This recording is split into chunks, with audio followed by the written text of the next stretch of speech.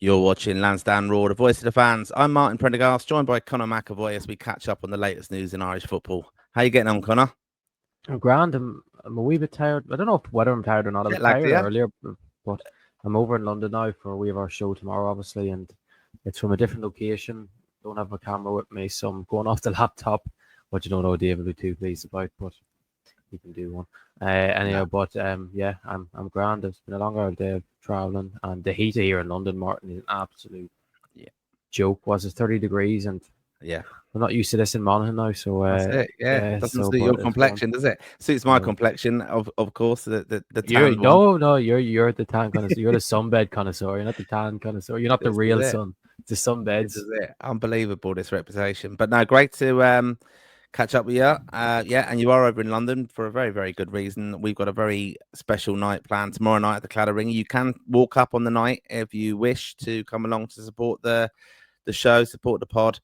We've got a special live event with former Ireland goalkeeper David Ford, absolute legend. He's launching his new book called Being the One. We've got a night at the Claddering in northwest London. That's NW4 4EA. Closest tube is London, Hendon Central. You can also get Hendon Overground as well up there. Lots of transport links to it, but a fantastic venue, as we know from the November England game. And Finbar, our kind host there, is helping us put on our live show. We'll be up on stage having a chat with David from 8 o'clock, but the doors will be open at 7. There's a buffet included as well, and all proceeds from the night will be going towards HACS, which is an autism charity in Hillingdon, and it's in association, of course, with Risk London. But yeah, more than welcome to come along to that. We will also put up a link for a raffle that we've got going on with, again, proceeds to HACS. David Ford is kindly giving us a set of his pair of his goalkeeper gloves from an Ireland game. We've got Ireland tickets as well, and we've also got some of our famous... Is that a prize or not? It is. What? Going to watch Ireland. It's a prize. We'll do a meet and greet. That they can meet up with Conor and David and myself before the game as well. We might even buy you a pint, throw that in. But we also got some hip flasks and obviously signed copies of the book as well. So looking forward to that on Friday, the 20th of June here in northwest London. So do get along if you can. Yeah, because it's going to be, Martin, by the time this video goes up, it's going to be probably 4 or 5 hours before we start. So yeah, it'll be anyone getting their last minute tickets, and obviously the raffle, of course, if you're going to be in Ireland and you want to get a chance. That will be in the description of this video, which... Yeah, we've got a link coming for that. So it's £10. So that will cover 5 tickets for you. And we will guarantee we enter you into the raffle. We'll actually video that from the night. So it's all above board. It's not like a GAA draw back in Ireland. That often happens. Or a Father Ted kind of thing going on. But lots of news in Irish football. So we wanted to do a catch-up video with everybody to let you know where we are. No, with everybody. We're missing someone, but... nice and peaceful without him. It is nice and peaceful. And as well, if you are watching the show, of course, make sure you have subscribed to the channel. Lots of content coming your way. We will be covering, obviously, the big games coming up for the Republic of Ireland as we start our World Cup qualification campaign in September. And we'll start off with there, actually, because the FAI have released information now on details of the triple game package that they're doing, the World Cup pack, they're calling it. And that's obviously to cover tickets for the home games against Hungary, Armenia and Portugal. So do make sure if you are supporting the boys in green in the campaign, obviously, as we will qualify, as Heimer said, for America, you can get tickets via Ticketmaster for those free game package. That came out today. They have, they have Fan gone Republic out today. Yeah, Fan Republic and things like that. Have you any idea? Sorry, just have you any idea what the price are to people? I don't. All I know is it's starting at 125. I mean, I'm Martin Delaney. Yeah, but all I know is it's starting myself on this. All I know is it's starting. You know, the starting at 125 is the cheapest for adult, and then 75 for a juvenile. But what's the prices looking like for adult? I will tell you now. Yeah. Just interested before we give our opinion on it. Just interested. No. It's good to know the pricing for so we can give more of an honest view on it, because, in all honesty, from going off 125, to be honest, now people are saying that's the cheapest in the crowd. I don't think 125, to be honest, Martin, is all that bad for 3 games. I don't think it's terrible prices. It's not. The thing about this whole thing is they have to take into account that people have already bought the season tickets. So it hasn't gone down fantastically well with season ticket holders who purchased obviously the 2 games we've had so far. But the ticket pricing is premium level is 250. There's 2 categories of premium level actually. 250 premium 1, and then premium 2 is 220. So that's obviously the south, east, and west. The variants of those. Category A, which is where I have my season ticket, that's lower. They're 195. Category B is 175, and then category C is 150. And category D, that's kind of the singing section kind of thing, that's 125. Now, there's not a lot of availability in those lower categories as well. The family ticket, that gets you 2 adults and 2 children. That's €400. That's not bad value, actually, if you think about that. And then there's a family premium level as well, which is $590.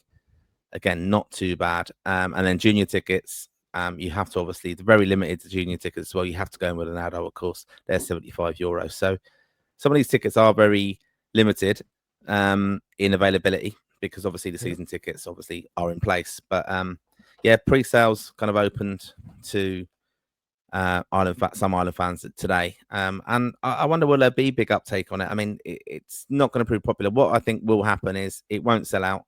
I think what will happen is you will be able to get individual tickets for Portugal eventually, like as a premium level only. That's what they will do. But it is good value overall. It just shows you, I think, what the season ticket value is good. Sorry, Martin, but I actually think it's quite. I think it's not too bad, to be honest. Because you're paying extra money for your more premium seats as such. People who have season tickets have to be somewhat valued and stuff like that. In all honesty, your season ticket holders should be considered your most valued supporters because they're the ones that are putting the most money into it, and likelihood a lot of them are the lads that are traveling home and away, and you don't want to let them be feeling ripped off that, well, why do we bother buy a season ticket if these are going to be that much cheaper? But I think it is quite reasonable prices. I know Armenia is the big standout picture in terms of who's going to turn up to that, but if we start off well in the group, we beat Hungary at home, we beat Armenia away, we maybe will probably lose to Portugal away. But if we put up a fight, I still think a lot of people would want to say, I know isn't the Armenia game a midweek one? People will still want to go and support the boys in green. I think if we are on good run of form, if we're playing crap and we lost to Hungary in the first game, I think we will see terrible numbers at it.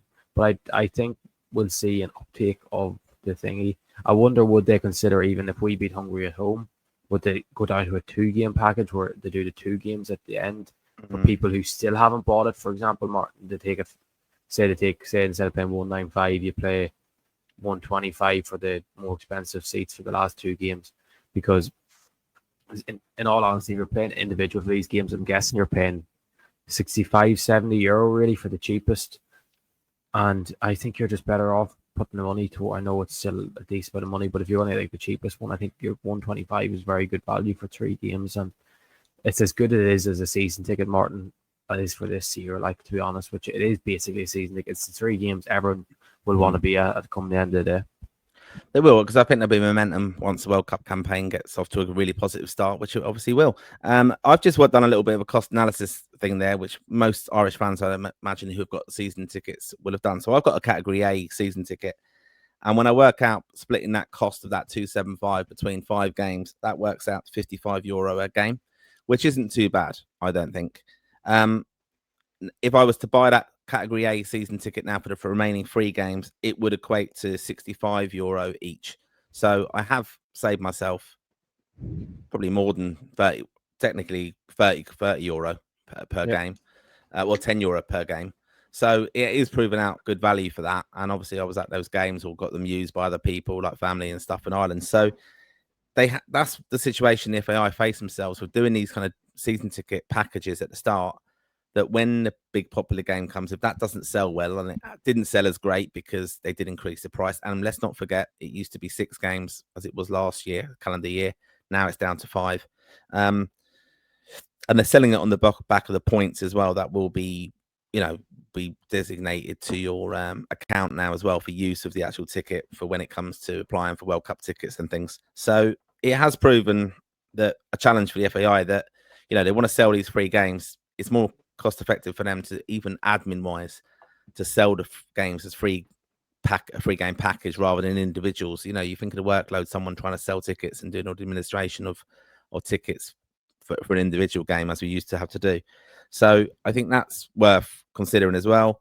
They had to obviously compare the market and compare the cost of everything, so the value is still retained by season ticket holders, and I think they probably have done that overall. But people can't commit in these times as well to every game, but we're buying our season tickets, over 200 of them, from London to Sports Club there, so we've committed to it. They don't all go to every game, but we will use them, which is brilliant to see. But often we're giving them away to people who perhaps not always able to go as well. So I think Irish fans are good at looking after each other like that. But I think it will be of interest, and it was, even going back to the England game before, that was the one where they sold us a package previously, and then they did ended up selling them premium level only, and what way they were going to do it. But Portugal is going to be the big game ticket.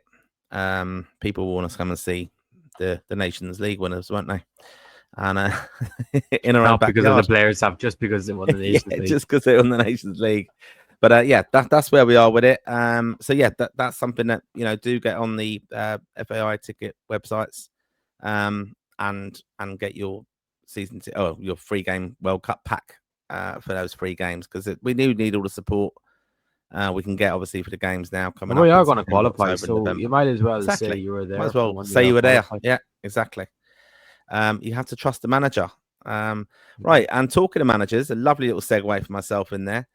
We've got a few Irish managers, coaches, really coming to prominence, especially in England. Now, we know, obviously, do follow the show, of course, and listen to the lads on the League of Ireland weekly podcast that we do there, of course, where obviously that's where you analyse the domestic managers like Damien Duff and Stephen Bradley. He never gets every other week.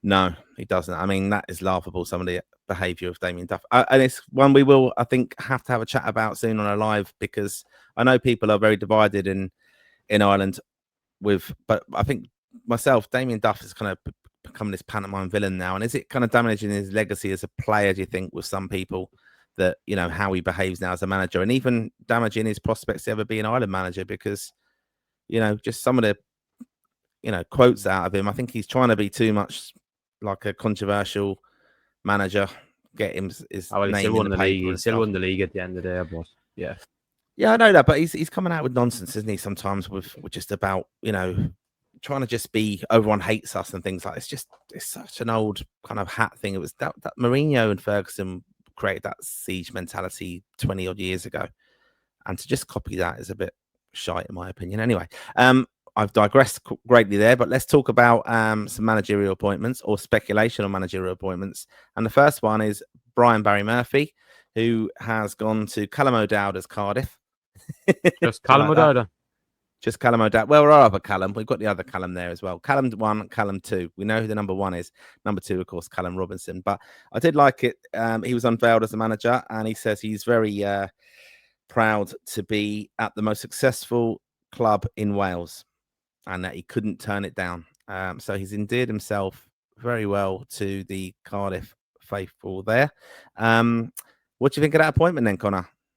I think it's an absolutely superb appointment, to be honest with you, Martin. I think he did really, he struggled at Rochdale. I remember when he went at Rochdale a couple of years ago, and actually had Gavin Bazunu there, didn't he, whilst he was managing. And I think it was Tranmere Rovers he was linked to last year when they had a managerial change in place, but then he stuck with Man City, and I think he had to move on. Really, he did move on before the end of the season. And I think this is the right step back into men's football. He's going to a huge club with a huge fan base who will be absolutely desperate to go back up next season. I think they'll probably invest very well this window. We'll move on to the two lads after, about two lads leaving Cardiff. But I think if they move on, they'll reinvest very well.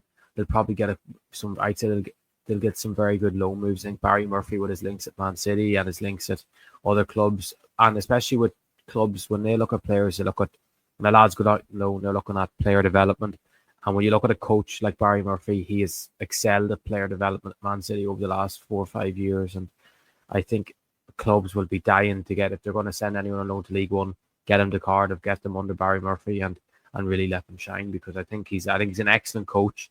It's now he starts to show that he's really can be an excellent manager, because there is a difference in the two. So I hope he does really well, because he is one, I think, in 10 years' time, we could be thinking this is a possible candidate to be an Ireland manager, because you can see his passion.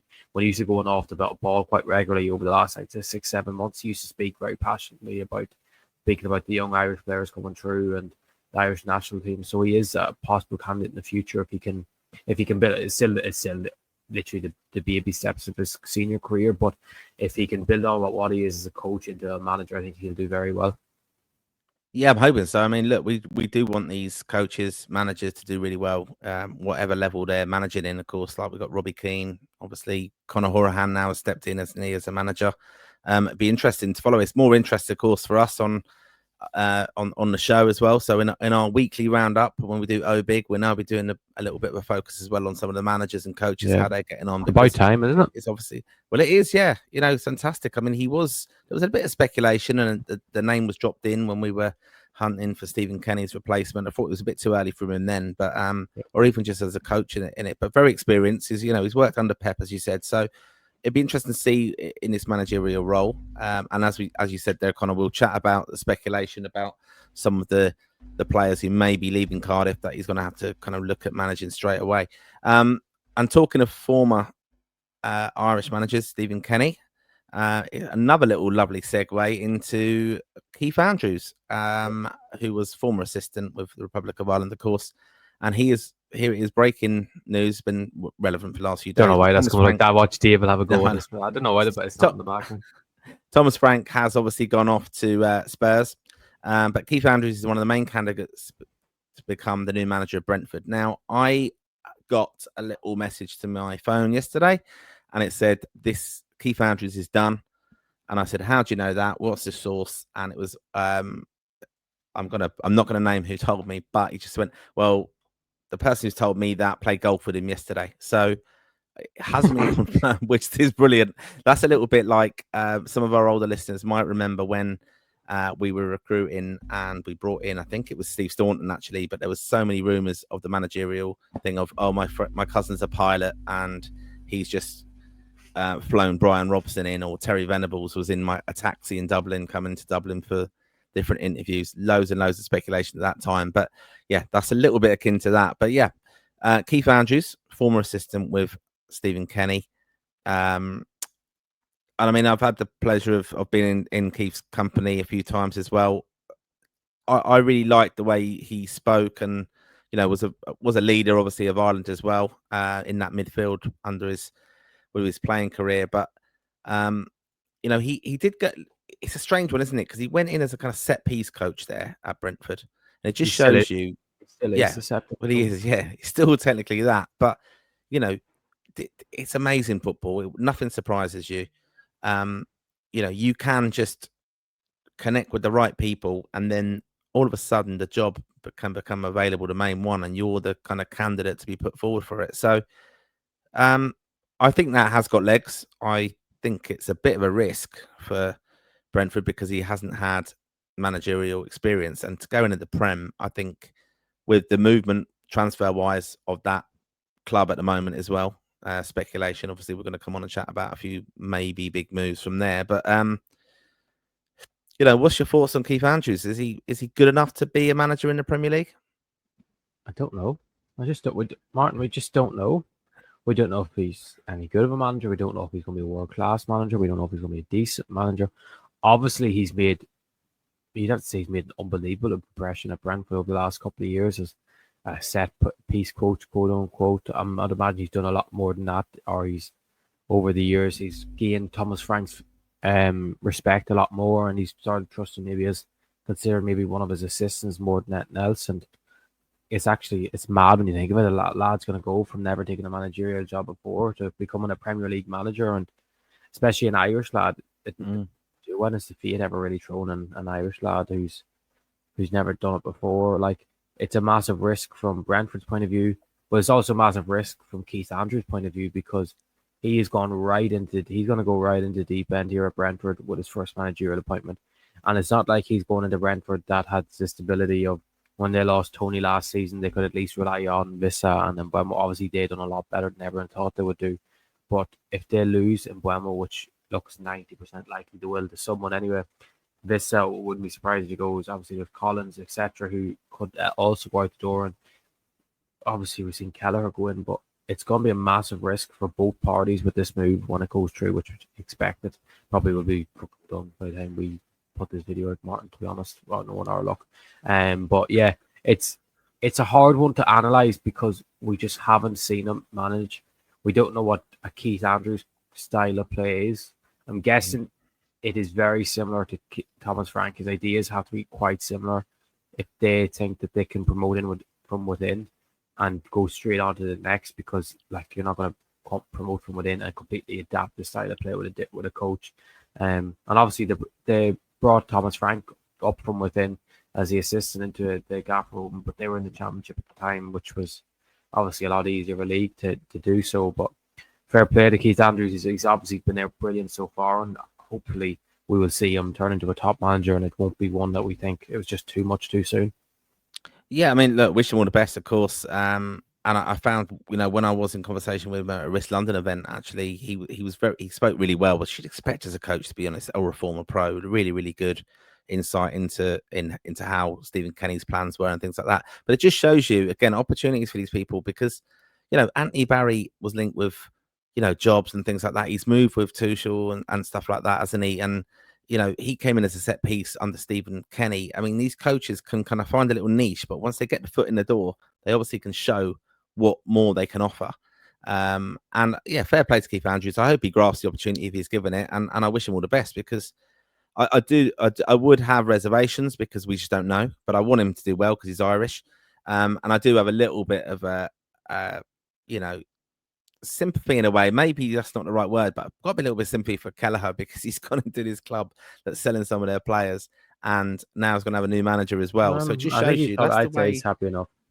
He's on big books now. He's on big books now, and he's number one. Sure, so I think he's probably happy enough. But I just think it does show you that the club often make decisions, don't they, with these transfers. Now you're director of football. That's the way football's turned out. It doesn't matter about you actually being a player that the manager wants so much. It's obviously club decisions and resale value as well. We know Kelleher what he's going to do, and we hope what he's going to do. So yeah, obviously wish him all the best as well. And just still on the subject then of Brentford, more speculation about the Commander-in-Chief. This is broken by Graham Bailey on Twitter. Tottenham Hotspur have joined the hunt for Brentford star Nathan Collins, and that's from TBR Football. Nathan Collins, our Ireland captain at the moment. Yep. Lots of speculation linked with moves all over, because I think it's just kind of showing you where his profile has kind of increased so much in the game now. Would you think a move to Tottenham would be a good one? Yes, I think so. I think it's the most obvious one, Martin, of all. Obviously, just straight to Thomas Frank link. Even when Thomas Frank wasn't there, it was still a club you'd say Nathan Collins could go to and make a very good impression. Will Thomas Frank go to a 5 at the back, which would initially think, yeah, straight away would sign Collins to fit in there? But obviously they have Van de Ven, they have Romero, and like Danso has loan been made permanent, which is 3 very solid centre halves, but the injury record is very poor. Frank will be very, very comfortable with Collins. I'd say he can make a very big case if he wants to bring Collins in. It's the fact he's never injured. He's a leader. He's getting better at within every season. He's still very, very young. He has massive resale value if they ever decide that they have to move him on in the future. So, especially when you see Quansah leave Liverpool today for 40 million to Bayer Leverkusen, and he is not even half the player that Collins is. So it's an interesting one. I've seen the likes of Liverpool even linked with him now. Arsenal linked. I think Arsenal will be very unlikely. Just they have a lot of centre halves. Liverpool actually don't have much depth at centre half, but they have a lot of talent in the 2 starting. I think I've seen they put in a bid there this evening, didn't they? Or the speculation linking it with the Crystal Palace lad, didn't they? Yeah, Gay and like if Gay, I seen who was it actually that was going on ahead? Crystal Palace or is it Dio Mande from Sporting Lisbon? I think Palace are signing, so that shows he's at door. Newcastle is another one that they need another centre half big time. They have Shaw and have Botman, two excellent players, but Shaw is getting on. Botman's always injured, which seems to be a lot of things with these centre halves. Even Man United need a centre half, but I just don't think that's an area that they will look to strengthen this summer. But yeah, it's a tough one, Martin, because we know how good he is. We know he's ready to go to that next level, but it's just about finding that right club. Is it Juventus? I remember Juventus were linked to him in January. Could Juventus come back into him? I think they're going to sell Lloyd Kelly, who they brought in January. So will they look to bring another centre half in? But I'm sure there'll be plenty of interest from all over Europe. But it's just about, if he's going to leave Brentford, it has to be the right club. It doesn't want to be a club that he's just brought in and he has to kind of see his way in for a year or two before he becomes the number one centre half of choice. A little bit like the Jake O'Brien situation, like where he had to just be patient. We need Nathan Collins playing, especially these moves as well. We can't stress enough in our views anyway. We've had chats about on the show before. The lads have got to be thinking about that position within the Ireland squad in the starting lineup, the qualification campaign. It's going to be really, really short. We'll know by the end of November whether we're in the playoff or we've qualified for the World Cup. So it's a great position to be in. But these lads have got to make sure they're making the right decisions. Because the thing is, what do you do? What do you do? Like, if it comes to September and Nathan Collins is our captain, quote unquote, when Coleman's not there. But say, for example, Jake O'Brien is doing very well at Everton and he's starting every game and he's tearing it up. And Darrell O'Shea moves to another Premier League. Say he replaces Collins at Brentford and he's doing excellently. And then Collins goes to Liverpool, and the two centre halves at the start of the season are Kanate and Van Dijk, because obviously similarity, and you're saying all this stuff about Collins adjusting to Liverpool's system and he has to break away into his team.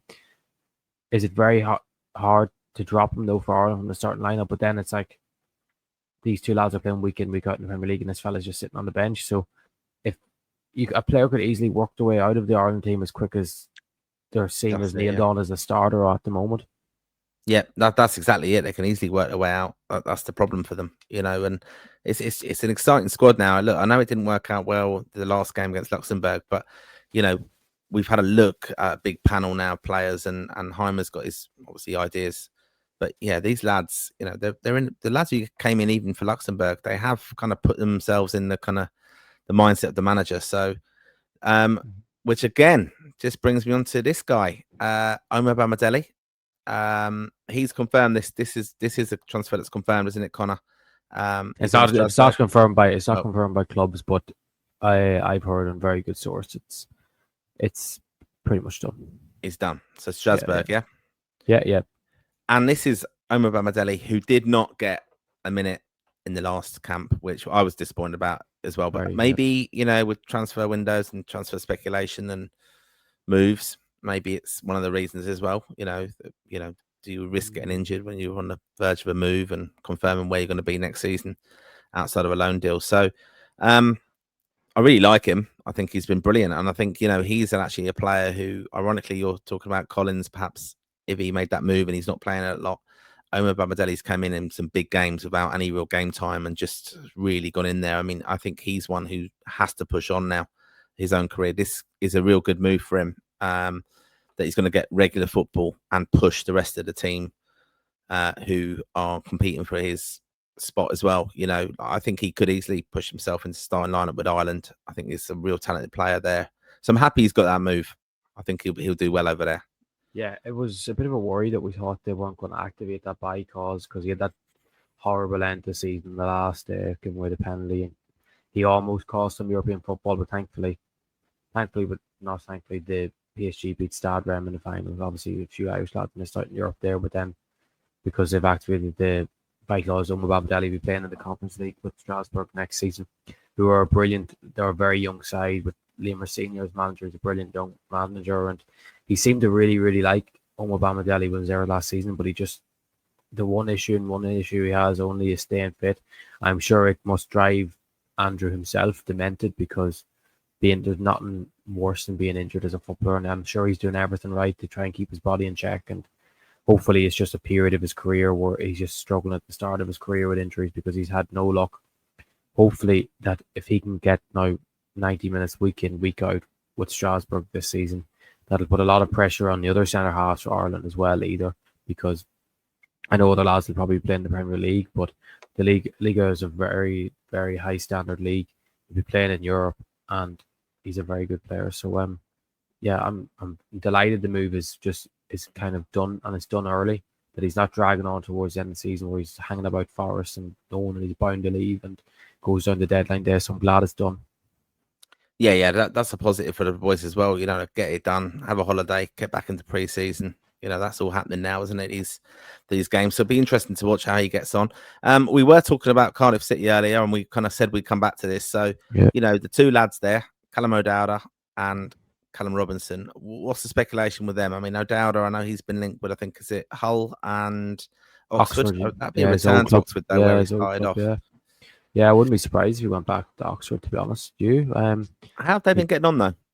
They stayed up in the end. They didn't go down to the final day with them, I believe.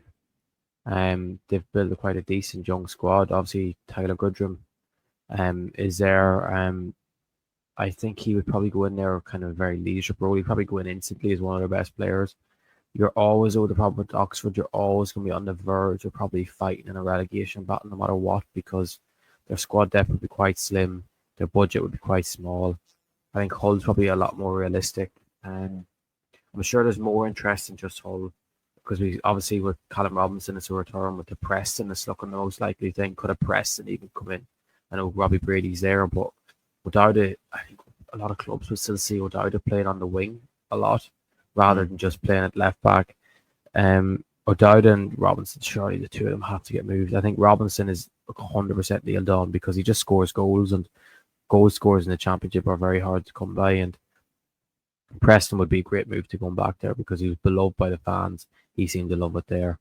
It just made all things add up. And then O'Dowda, I'm sure he'll get a move somewhere. He has to. He's just too good not to get a move. And Cardiff will want to reinvest that money and probably get it in more younger players that they're kind of building year on, year out with them, with Barry Murphy, rather than having, obviously, them experienced lads would help them get come back up. But is that enough really for the long-term growth of a club? Yeah, that's the thing. I mean, look, they're both valuable assets for Cardiff. The new manager coming in there, of course, Barry Murphy. So, he'll want to invest that money, but their lads have got to get out of there to have a chance of going to the World Cup. Now, I know it's a very slim chance. I think Callum Robinson, O'Dowda's a different thing. He definitely can get into that Ireland squad. And he's got to be thinking about that now, because otherwise his ship sailed. He's missed out on the international tournament. So, it'd be interesting where he goes. I mean, Oxford, I just think is a bit of a one. Do you go back? That's where he started off. I mean, I know he scored for them famously at Wembley. Back to Bristol City? No, but Oxford. No, but I mean, could he go back to Bristol City? Oh, yeah, possibly. Yeah. I mean, look, I think, the teams that have probably missed out on the playoffs, those kind of teams. I mean, you're getting seasoned pros there. And I know that they've had injury troubles as well. But, for a final push, to have the profile as well for playing for a team that are actually competing to go up from a Championship, I think that's important as well. It's an interesting one. I mean, O'Dowda, look, he's been around Bristol, obviously Oxford and Cardiff. They're all within the close vicinity, a bit of a homeboy in a way. He's never moved away. I know there's speculation linking him with Leeds a few years ago now. And that's probably, I don't know, will that happen, in his life? I think that's something he has to kind of bear in mind, some with these players, if they've got kids or family settled, I think, what age is he now? He's 29, is he? Yeah, could be. I know Callum Robinson's study, is he? Yeah, so, they're pretty settled now, family life and things. Do you want to go and shift your family when... I think this is a big move for them, actually. Like O'Dowda, especially, is it one of the last big moves he might get, or that he's going to get parity of I think both the of them. money? I think the same for both of them. Yeah. So they're looking out for their future as well. And I think to stay at Cardiff, it probably doesn't suit the club there. But, they're going to command decent money because they're beyond good money now, and they're not on the way down. So I think it's going to that'll be the key as well. Which clubs have got the money to invest in a player in those players? So be interesting to see that, without doubt. Going to come on as well it's amazing. We've been talking about they're two forward players, really. I'd say, but we're going on to James Abankwah now. This is from the Watford Way. And this is also saying that James Abankwah will also return to the club, but it's unclear if this will be another loan or a permanent deal, and that's care of that's quoting Luca Bendoni. So Abankwah, again, probably a forgotten man of the last squad in a way, because came in for Ireland, done quite well. On the radar of the Ireland fans now, of course, thanks to you, Connor, at Rep Tracker. But a link up with Rocco Vata back at Watford Vicarage Road wouldn't be a bad thing. Happy with that move if it happens? Yeah, I'm surprised if that's a permanent move. I would be very surprised from a Udinese point of view. I've seen this sort Bijol, the Slovenian centre half, has gone to Leeds. So, and the manager there supposedly didn't want James to leave on loan to Watford last season because he was playing quite a few games and was doing well. So, I'd be fascinated to know, is it that he's just very happy living in London and living or being close to Rocco Vata and playing. Obviously, he's playing in a country that probably suits his style better. The language, there's no language barrier. I think I'd imagine though he probably is quite good at Italian, but it's still not playing a native tongue as such. So yeah, and because he's so versatile, he was absolutely brilliant for Watford towards the end of the season. He totally deserved his senior call up. The only problem for him now is that playing in the Championship as a centre half for Ireland isn't really going to be good enough to get the squad anymore, which is mad to think, because he'll have Collins, O'Shea, Omobamidele, O'Brien, Cashin, who's another one who's been linked for loan moves to the Championship and the Bundesliga I've seen as well. But I don't know how reliable, because I just think he showed last season he was a level above at Derby, to be honest, Martin, that he can't. He's such a, and especially with Brighton, we're chasing him for 3 transfer windows in a row. You're just going to decide all of a sudden after 3 windows of chasing a lad, oh no, we're just going to throw him out in loan. So I question that until at least after pre-season. But yeah, on Abankwah, I think he'll probably go back in the under-21s for the September qualifiers.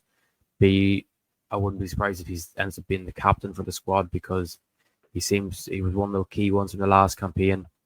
On the ball, he's brilliant. Off the ball, he's very good. One of the best ball carriers out of the defence there is really in Irish football, and I think he's a very, very good player, and he's a prospect to be an elite centre half. So yeah, if he's going to go back anywhere in England, I'm glad he's gone back to where he's familiar at Watford, and he's shown that he could do very well.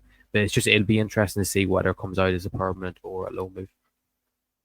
Yeah, look, wish him all the best, of course, as well. And I'm just looking at Twitter here, seeing some account called @RepTracker just confirming today that Jamie McGrath is officially a Hibs player, 4-year deal, on a free transfer, and they're going to be taking on Midtjylland in the Europa League qualifiers very soon.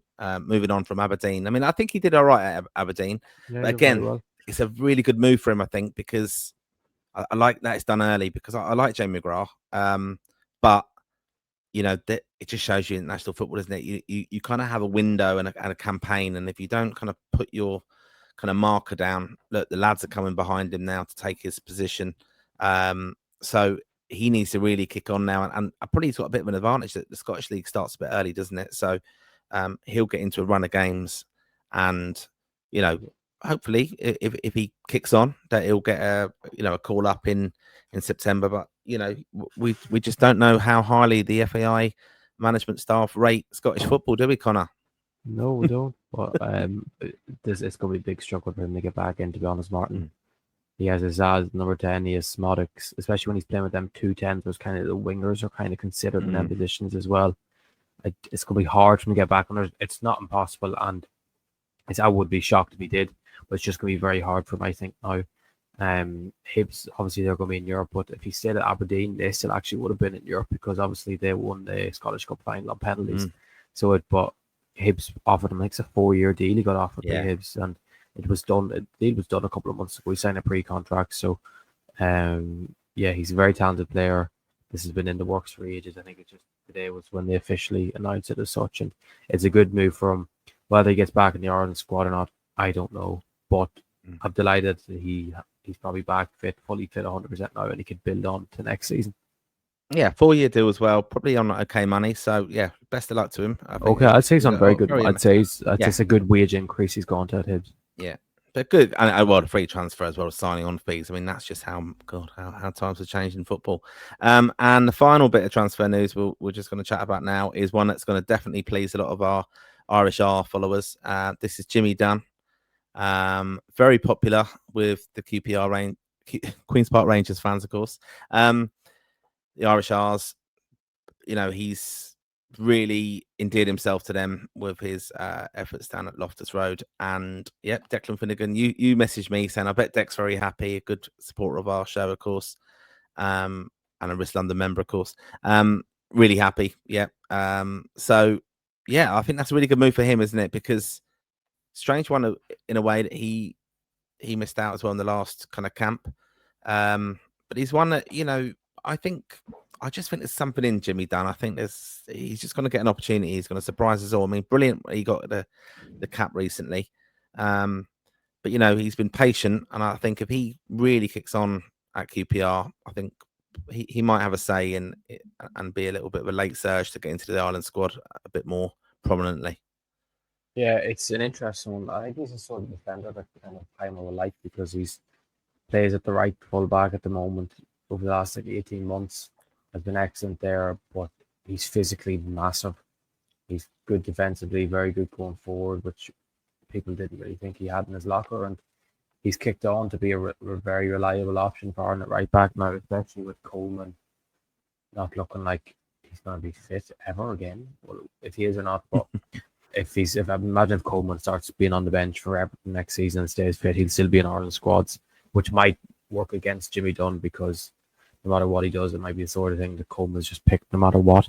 But yeah, I'm surprised he stayed at QPR, to be honest. I know Sheffield United were heavily after him. It probably depended on whether they got promoted or not. I heard there's a few MLS clubs were heavily after him as well, which is interesting. So I'm sure money wasn't a factor here. I'm sure he was sold a very good project at QPR.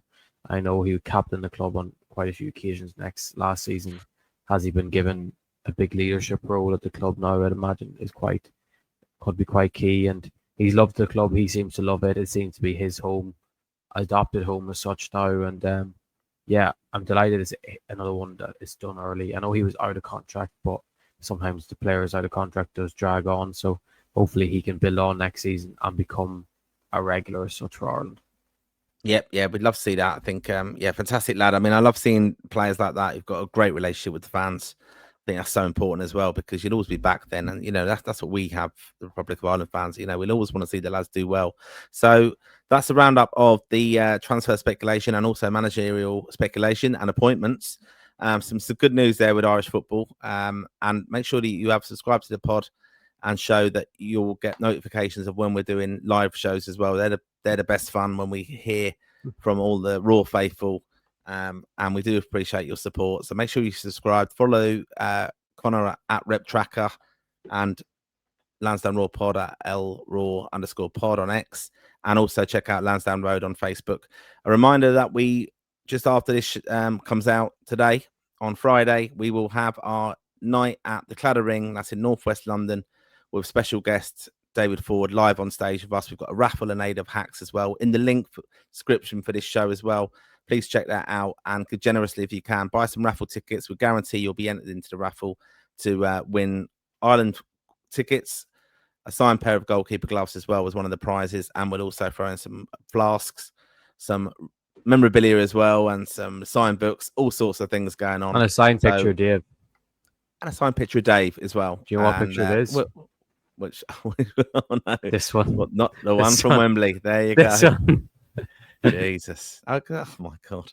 So yeah, we will be delighted to meet any of you there tomorrow. So if you're in the northwest London area or in London in general, it's not too far away to the Cladder Ring. Fantastic venue. We've got music on as well afterwards, and there's a buffet on as well. So if you want to skip dinner, get up to the Cladder Ring, have a few pints, meet us, meet David Ford, buy a copy of the book as well, Being the One. We do appreciate David Ford coming out to have a live show with us on stage. So it's set to be a great night. So if you're at a loss, as I said, come up and support us. They're a very worthy cause in Hacks. And Connor's over from the deepest, darkest parts of Ireland, aren't you, Connor? And he's travelled over. He's supporting the pod. We do appreciate your support, of course, as well. And we'll be back very soon to give you the latest news on Irish football. But thanks for watching. Good night and God bless.